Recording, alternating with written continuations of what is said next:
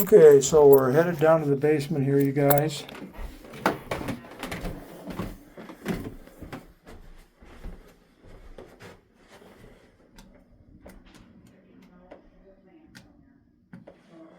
And they probably ought to have a rail here. I know why they don't, because it's a pain to get stuff down if you're trying to do things. Boy, I'll tell you what, this is impressive. This is, for a house this age, the basement finish, and it doesn't have a musty smell to it in any way, shape, or form. Let's see what we're dealing with here. Oh, so this is kind of a game thing they've got set up there. And then, oh, they've got their videos. That's kind of cool. We've got the carpeted floors, and I feel like I'm on wood, actually. And I don't know what this is going to tell us here.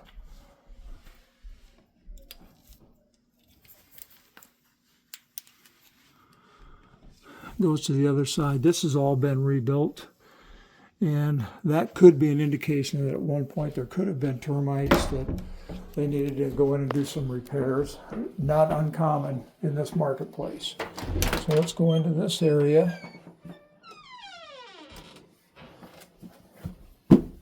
Yeah, I think I'm on wood floors here. So it looks like they've got a wood floor underneath. Some form of tile here. And then this is closet. This is all very well done. We've got a suspended ceiling and venting. Let's see what this brings us in here. Okay, now we're into the unfinished portion of the basement, and that's where the egress window is, right here. And remember, I said that's a galvanized system that they're using. And what they should have is rock all the way down to the foundation, or at least to where they have this drain tile in. Now you'll note that the concrete is a different color, so that indicates that this has probably been professionally done. And they put drain tile in there. This fabric is what the professionals put in, so when the water comes through the walls, and this is a block foundation, you've got cavities there, and so water can get into those cavities, and they've probably drilled holes to allow that to happen, and then it goes down into the drain tile system. So that's the way this thing is set up. So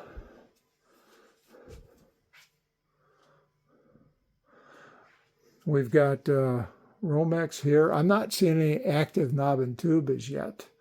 I've got a GFCI up here for whatever reason. And then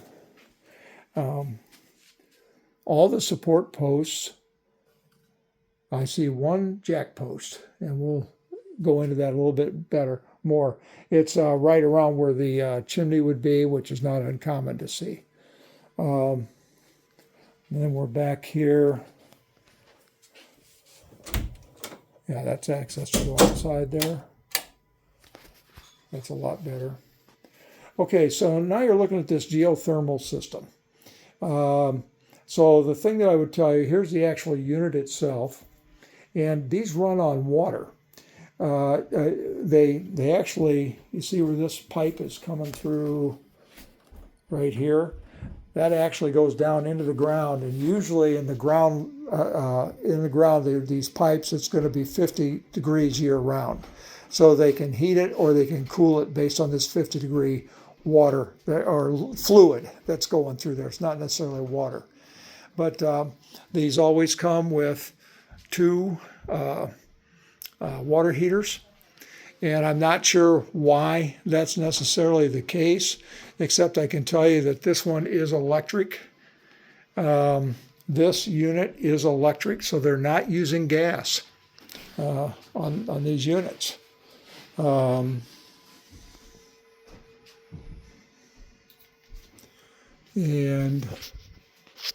this pipe is covered here. I'm not sure what kind of substance that is. That's where the old chase was. This is gas piping here, but it's not hooked up. It may be hooked up to a dryer or something like that. I'm just kind of panning through here.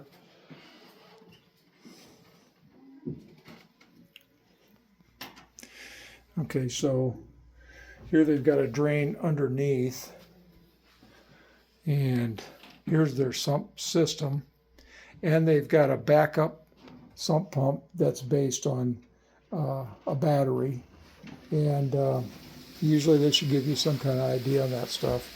But here's your main pipe. And one of the things, see, I think this is a gas dryer, so that could be why they're using the gas. And then this thing here, this appears to be a General Air Elite, whatever in God's name that is. But it might be some kind of air filtration system for all I know. But like I say, I see that one jack post back there, and I'm not seeing any others. Let's take a look at the electrical, and then I'm going to revisit that in the back there.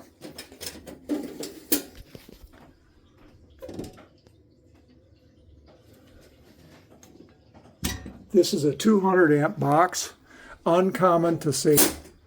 Somebody was thinking way ahead there. Now, the only drawback that I've got is I can't see if there's any deflection in these walls, anything like that, because they're all mostly covered. This is a form of brick. You can see that they had here brick and block and that kind of stuff. So for me to tell, and it looks like they've done their drain tiling over to here.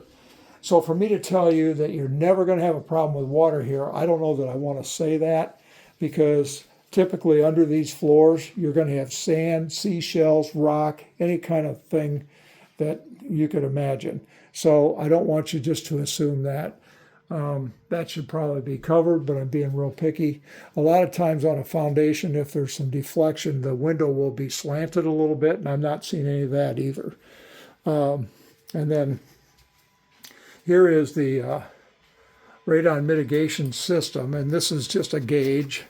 And what this is telling you is that it's working. So if it's not, and you can hear the whistling, and if it's level like this, that's telling you that your system's not working. That's because that pressure should be offset there. And this jack post, I just want to get kind of an idea here. They may have had to put that in because of this system that they put in here.